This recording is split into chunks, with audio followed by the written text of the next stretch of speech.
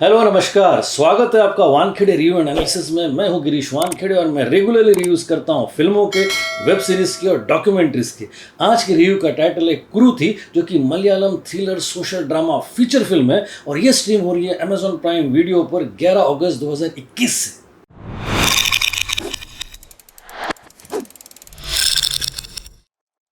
Malayalam cinema का नाम बड़े ही आदर से लिया जाता है क्योंकि इस सिनेमा की कहानियों की रियलिज्म से सारे ही बड़े प्रभावित रहे हैं। बड़ी खूबसूरत सिनेमाटोग्राफी और ज़मीन से जुड़ी कहानियों के लिए मशहूर इस फिल्म इंडस्ट्री को मॉलीवुड भी कहा जाता है और ये इस देश की चौथी सबसे बड़ी फिल्म इंडस्ट्री है, हिंदी, तमिल और तेलुगु के बाद। इस इंडस्ट्री में कई सारे स्टॉलवर्ड्स हुए हैं, जिनमें एक बड़ा ही रिस्पेक्टेबल नाम रहा है अडूर गोपाल कृष्णन का, जिन्होंने 1984 में बनाई थी मुखामुखम। फिर थी उनकी 1993 की विधेयन और फिर 1995 की कथा पुरुषन, जो काफ़ी लोकप्रिय फिल्में हैं। फिर दूसरा नाम है शाहजी एन करून का, जिनकी फिल्म थी 1989 की पिरावी, जिसने कांस फिल्म फेस्टिवल में टॉप प्राइज जीता था। इस इंडस्ट्री की एक और इंटरेस्टिंग बात यह है कि अभी तक इंडिया की ऑफिशियल एंट्री बनकर इस इंडस्ट्री से 3 फिल्में जा चुकी है, जिनमें एक थी 1997 की गुरु, फिर है 2011 की अदा मिन्ते मक्का अबू और फिर है पिछले साल की इंडिया की ऑफिशियल एंट्री और 2019 में बनी थी जली कट्टू। इन फिल्मों के अलावा कई सारी मलयालम फिल्में हैं जो हाल ही में OTT प्लेटफॉर्म्स पर रिलीज हुई है और उन्हें दर्शकों ने काफ़ी सराहा है। इन सारी फिल्मों में एक बड़ी प्रोमिनेंट फिल्म है 2019 की कुंबालंगी नाइट्स।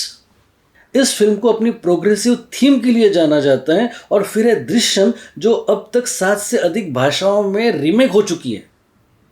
फिर इसी साल आई थी द ग्रेट इंडियन किचन, जो कि एक ताकतवर फेमिनिस्ट फिल्म है। और फिर है नया 2, जो कि पॉलिटिकल ड्रामा होने के साथ साथ कास्ट कॉन्फ्लिक्ट को भी उजागर करती है। अयप्पनम कोशियम रिलीज हुई थी 2020 में, जिसके रीमेक राइट्स लिए हैं जॉन अब्राहम ने। और फिर दृश्यम 2 को अजय देवगन ऑलरेडी कर रहे हैं।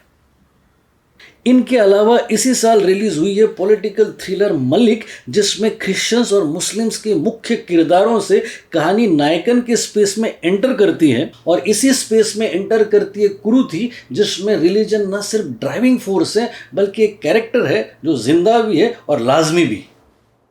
फिल्म की कहानी सेट है केरला के एक छोटे से गांव में, जहां इब्राहिम नाम का कैरेक्टर अपनी पत्नी और अपनी बच्ची को लैंडस्लाइड में खो चुका है और अब वो अपने छोटे भाई और पिता के साथ रह रहा है।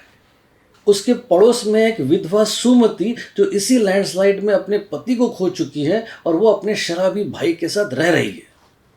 सुमति इब्राहिम को चाहती है और इब्राहिम के पिता इब्राहिम उसे कहते हैं कि वो इस लड़की से शादी कर ले, जिससे उनके खाने पकाने का इंतज़ाम हो जाए। ऐसे में अचानक एक रात को एक हिंदू पुलिस वाला एक हिंदू अपराधी को लेकर इब्राहिम के घर में घुस आता है और वो कहता है कि उसके बैकअप आने में थोड़ी देरी है, इसलिए वो रात भर वहाँ पर रुकने की सख्ती करने लगता है। पड़ोसन सुमति उसी वक्त इब्राहिम के घर में खाना देने पहुंचती है तो पुलिस वाला उसे भी उसी घर में बंदी बना लेता है। अब इस घर में 6 लोग हैं, जिनमें 3 हिंदू हैं और 3 मुस्लिम हैं। 3 हिंदू यानी कि पुलिस वाला, वो उसके साथ आया हुआ अपराधी और ये सुमति, और इधर मुस्लिम यानी कि बाप और उसके दोनों बेटे, जिनका ये घर है। पुलिस के साथ आए हुए उस हिंदू अपराधी ने एक मुसलमान दुकानदार का खून किया हुआ है, इसलिए उसे पकड़ा गया है। अब इस पुलिस वाले के और इस अपराधी के इस मुस्लिम घर में पहुंचने की खबर दूसरे मुस्लिम कट्टरपंथियों को लग जाती है और वो सारे आ धमकते हैं इस घर में इस हिंदू अपराधी को पकड़ने के लिए और उसे मारने के लिए। अब इस घर में जहां 2 धर्मों के लोग ऑलरेडी स्ट्रेस में हैं, ऐसे में इन मुस्लिम कट्टरपंथियों के आने से इनका वैमनस्य और बढ़ जाता है और जो हिंसा की सुगबुगाहट होती है, उसमें इन सारे लोगों के अपने धर्म के चोले उतरने लगते हैं। धर्म कुछ और कहता है और उसको इंटरप्रेट करके अपने कन्वीनियंस से ये लोग हिंसा पर उतारू हो जाते हैं। इसमें हिंदू पुलिस वाला इस हिंदू अपराधी को बचाने की कोशिश में मारा जाता है और अब उस हिंदू अपराधी की जान आ जाती है हाथ में इब्राहिम के, जो कि मुस्लिम है। इस हिंदू अपराधी की जान का फैसला अब इब्राहिम के हाथ में है और उसकी इन मुस्लिम कट्टरपंथियों के झड़प के बीच में बाजियां बदलते रहती है और हम उनकी धर्मांधता को देखकर विचलित होते रहते हैं। इनके लिए इंसानियत से भी बड़ा है धर्म, और धर्म को कट्टरता से मानने वाले कट्टरपंथी किस हद तक जा सकते हैं ये आप सोच भी नहीं सकते। ये जो इब्राहिम का अपना छोटा भाई है वो कई सारे मुस्लिम एक्सट्रीमिस्ट से मिलकर एकदम फैनेटिक हो चुका है, और ये जो बाजू की विधवा हिंदू महिला है ये भी एक्चुअली हिंदू फंडामेंटलिस्ट है। इन सारों के ही आवरण धर्म के बहस के बाद एक एक करके उतरने लगते हैं और फिर दिखाई देने लगती हैं तराजू से ऊपर नीचे होते हुए इन आम आदमियों के भावनाओं की पराकाष्ठा। ये पराकाष्ठा इनकी जान भी ले सकती है और इनकी कब्र भी खोद सकती है, लेकिन इनको इसकी फिक्र नहीं है।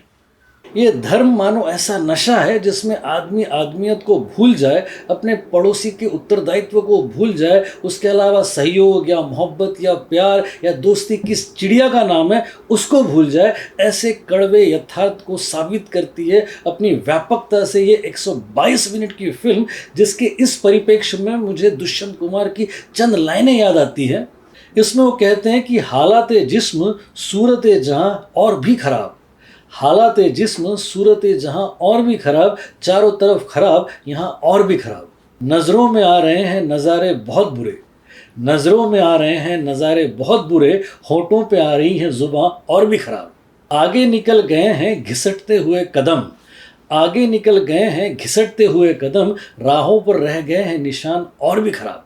मूरत संवारने में और भी बिगड़ती चली गई, मूरत संवारने में और भी बिगड़ती चली गई, पहले से हो गया है जहां और भी खराब। हालात जिस्म सूरत जहां और भी खराब, चारों तरफ खराब यहाँ और भी खराब। इतना ही खराब लगता है आज की आधुनिकता में धर्म के नाम पर होती हुई हत्याओं को देखकर। बड़ी ही वेदनादायी अभिव्यक्ति है इस फिल्म की, जिसे देखने के मैं आपको कम से कम 9 कारण दे सकता हूँ। सबसे पहला कारण है अप्रोच। हिंदू और मुस्लिम्स के फंडामेंटलिस्ट और लिबरल्स और इनके बीच के फ्रैक्शंस और इन फ्रैक्शंस के बीच के कलह को बड़ी ही ऑथोरिटी से दिखाती है ये फिल्म। पृथ्वीराज सुकुमारन और उनकी पत्नी सुप्रिया मेनन बधाई के पात्र है, जिन्होंने इस रियलिज्म को इतने इफेक्टिव तरीके से हमें अवगत कराया है। दूसरा कारण है स्क्रीन प्ले। इस फिल्म के स्क्रीन प्ले राइटर है आशीष पालियाल, जिनके स्क्रीन प्ले में पॉलिटिकल करेक्टनेस तो है ही है, साथ ही साथ सिनेमैटिक स्ट्रेंथ और ब्यूटी भी है जो अंत तक आपको एंगेज करके रख सकती है। तीसरा कारण है सिनेमाटोग्राफी। नेचुरली केरला की ब्यूटी बड़ी ही ज़बरदस्त कैद की जाती है कैमरे में, जो कि इस कैमरामैन ने भी कैद की है, लेकिन एक ही कमरे में हो रही पात्रों की कश्मकश को बड़े ही ज़बरदस्त अंदाज में कैरी किया है इस कैमरामैन ने, जिनका नाम है अभिनंदन रामानुजम। चौथा कारण है एडिटिंग। बड़ी ही स्लिक और फ्लॉलेस लगती है फिल्म इसके बावजूद कि जबकि कई सारे कैरेक्टर्स है और कई सारे कॉम्प्लिकेटेड शॉट्स है। लेंथ भी कंट्रोल में ही रखी है इस एडिटर अखिलेश मोहन ने, जिनका काम नोटवर्दी है। पांचवा कारण है म्यूजिक। इस फिल्म का बैकग्राउंड स्कोर सुपर इम्प्रेसिव है। जैक्स बेजॉय है इस फिल्म के कंपोजर, जो तमिल, तेलुगु और हिंदी सिनेमा में इक्वली पॉपुलर है और वो इस फिल्म के साथ टॉप फॉर्म में है। छठा कारण है मम्मू काया। इस कैरेक्टर ने इब्राहिम के पिता के रोल में गजब ढाया है। 450 के ऊपर फिल्में कर चुके इस मलयालम एक्टर को इस फिल्म के लिए खास तौर पर याद रखा जाएगा। सातवां कारण है रोशन मैथ्यू। इब्राहिम के कैरेक्टर को इस बैंकेबल एक्टर ने बड़ी ही ईमानदारी से साकार किया है। अनुराग कश्यप की चोक्ड में नजर आए थे वो इससे पहले, और अभी हाल ही में आई हुई मलयालम एंथोलॉजी फिल्म आनम पेन्नम में भी वो इम्प्रेसिव थे। आठवां कारण है पृथ्वीराज सुकुमारन। ये इस फिल्म के विलेन भी है और प्रोड्यूसर भी। कट्टरपंथी मुसलमान के किरदार में उनका ये हिंसक रंग बड़ा ही प्रभावशाली है। ये एक्टर है, डायरेक्टर है, सिंगर है, कोरियोग्राफर है, प्रोड्यूसर है और तमिल, तेलुगु और हिंदी फिल्मों में भी काम करते हैं।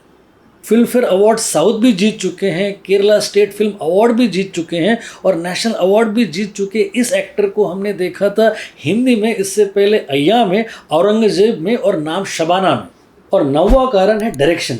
इस फिल्म के डायरेक्टर हैं मनु वारियर, जो कि MBA मार्केटिंग करने के बाद कई सारी फिल्में लिख चुके हैं और ये उनकी as a Malayalam film director debut film है। उनकी स्टोरी टेलिंग में स्ट्रेंथ है, स्किल है, स्टाइल है और स्टोरी टेलिंग का कन्विक्शन है, और वो ऐसी out of the box film बनाने के लिए बधाई के पात्र है। इन 9 कारणों के अलावा मैं आपको बता दूं कि ये फिल्म आज के समाज का आईना है। हमारे भीतर दूसरे समुदाय के प्रति कितनी नफ़रत है ये हम भी नहीं जानते, लेकिन वक्त बेवक्त जब ये नफ़रत बाहर आ जाती है तो हम भी भौचक के रह जाते हैं। नफ़रतों से पनपते हुए पात्रों और उनकी व्यक्तिगत और धार्मिक विचारों की लड़ाई को उजागर करती है कुरीति, जो अपनी व्यापकता और अपनी बेबाकी के कारण बड़ी ही चमकदार लगती है। Go for it.